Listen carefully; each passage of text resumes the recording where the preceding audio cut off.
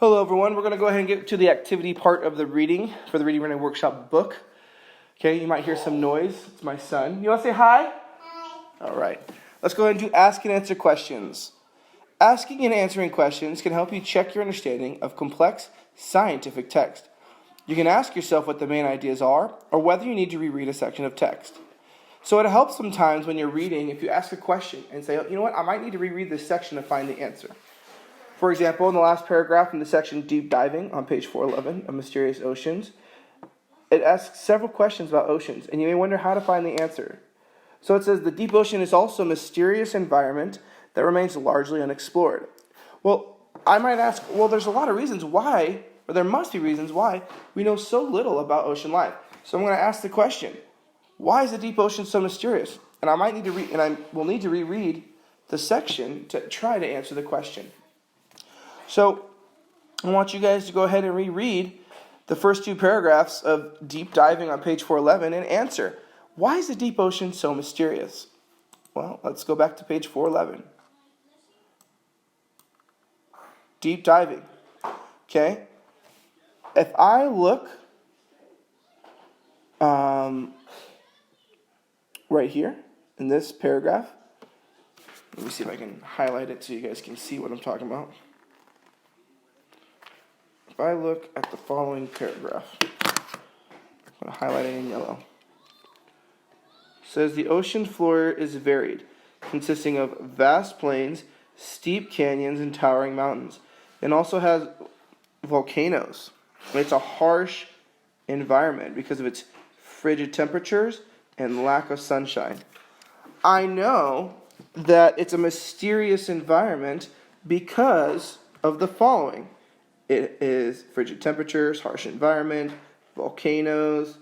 It's a varied with vast plains, steep canyons, and it's very dark with the lack of sunshine. So the reason why we haven't explored a lot of it is because we really can't. It's a harsh environment. Humans can't be down there. And even with equipment like submarines and things, it's very tough to go down into the deep ocean. And that's the reason why. And that's how you ask and answer questions. You want to reread the text. Notice, I didn't read the beginning.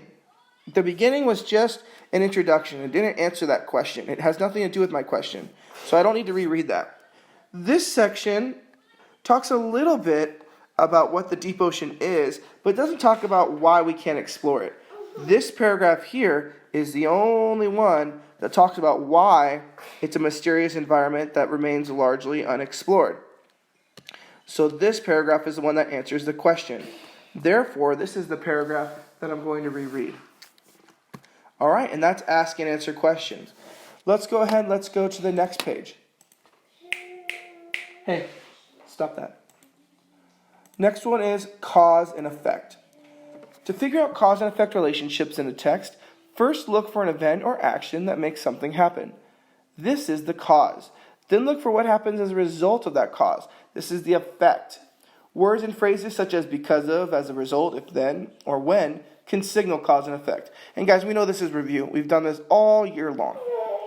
In the first paragraph of the section Amazing Adaptations on page 412 of Mysterious Oceans, the author explains that a new type of submersible was invented. The word when signals a cause and effect relationship. This invention caused something else to happen. So the invention of the submersible or submarine led to the effect of exploration of ocean floor. And as we've talked before, cause and effect relationships can be cyclical, meaning it could be a cycle. A cause can have an effect, which in turn starts a new cause. Effects could also be causes. So like exploration of the ocean floor, we found out that, hey, it's actually a vast ocean. There's canyons, there's volcanoes, there's mountains. So the effect of exploring the ocean floor could lead to another effect, right?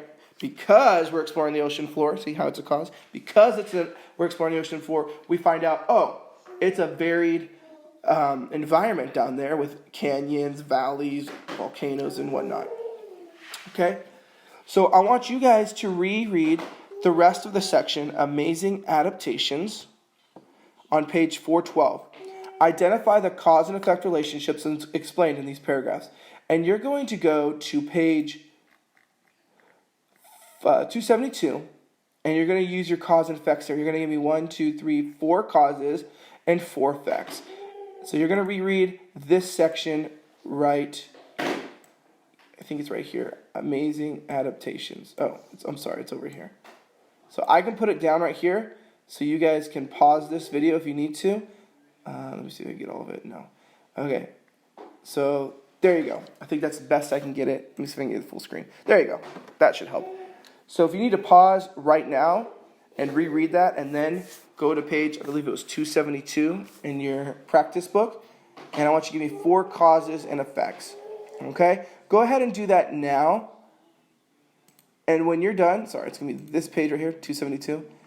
Okay, so go ahead and do that. You can pause now. And when you're done, we'll go over it. Okay, so hopefully you've had some time to go over it. Let's look at some cause and effects together. Well, adaptations. We know the first one. When a submersible or submarine was invented, we could go farther than any other craft, and we could journey to the deep ocean floor. So we could say, the first cause and effect, which was given to us, because of the submarine, we could journey into the deep ocean floor. Oops, sorry about that. So that's one cause and one effect. All right, and I'm not going to write that down just because I'd have to go back and forth. I really don't want to do that. Why is this not erasing? Give me 1 second, guys. I'm having some technical difficulties. There we go. Okay. And let's see if there's any more causes and effects. I'm looking. I see. Okay. Because life is generally sparse, which means there's not a lot of life at the bottom of the ocean. Because of that, food sources are rare. Okay, that could be another cause and effect. And because food sources are rare, that's a cause, animals have to adapt to their environment. Okay? Let's see, is there any more? You might have found some others too, and that's totally fine. If I didn't cover one that you have, we'll check with your parents. They might be able to tell you, oh yeah, that's a proper cause and effect. It says deep sea starfish. Oh, let me get my highlighter out. Deep sea starfish grow larger and more aggressive, and that's an effect because food is rare, right? And the animals have to adapt. So because animals have to adapt, deep sea starfish are more aggressive. Or you could even say deep sea starfish are more aggressive because they can't afford to wait for an occasional snail to pass by. Okay. Anglerfish also have adapted because food is scarce again. That's another reason. Okay, so because food is scarce, anglerfish have had to adapt. Okay, so those are some causes and effects and amazing adaptations. All right, guys, hopefully you found a lot for that. Let's go ahead and we're going to move on to a different page. Okay. Hey, buddy, I need you to stop doing that. Guys, I apologize. My toddler is getting a little crazy right now. Oh, sorry. We got 2 more pages. Expository text. So usually we talk... please be quiet. Usually we talk about this before we read, but we haven't had a chance to do that. So expository text was what we read earlier, Mysterious Ocean. An expository text presents information about a topic with main ideas and key details. It may be organized to show cause and effect relationships, which it was. We just did cause and effect, so we know that. And it includes text features such as photos and maps, which it did. I Can Tell Mysterious Oceans is expository text.